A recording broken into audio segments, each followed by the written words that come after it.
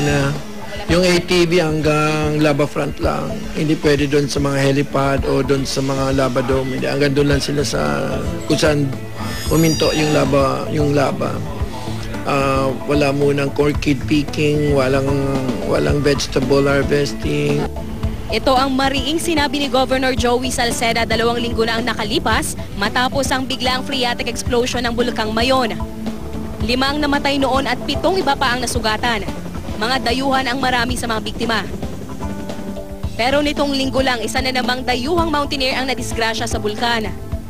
Ayon sa Albay Public Safety and Emergency Management Office, pasado alas 8 ng gabi nitong Martes nang makatanggap sila ng report na stranded sa bulkan at may pilay ang rasya ni si Mark Yokyogyav. Bago umakyat sa bulkan, may nakausap daw na residente ang dayuhan. Kinuha pa raw ng dayuhan ang cellphone number ng residente. Siya rin ang tinext ng dayuhan nang mapilaya na siya.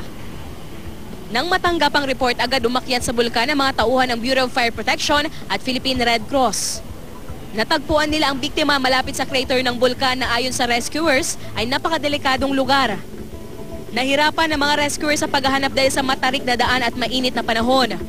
Huwebes na ng umaga na ibaba ang biktima. Hindi talaga siya pwedeng ibaba by foot or i-manual natin.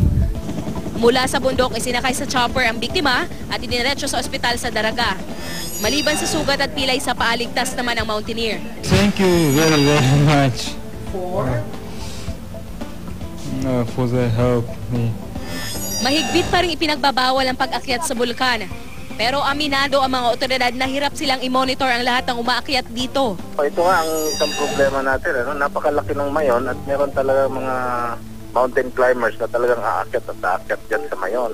Kaya pinag-aaralan na ngayon ang pagpapataw ng mas mabigat na parusa sa mga lalabag sa utos. So yun po ang isang recommendation ni Governor Salceda, lagyan ng penal clause yung ordinansa at siguro mabawas-bawasan.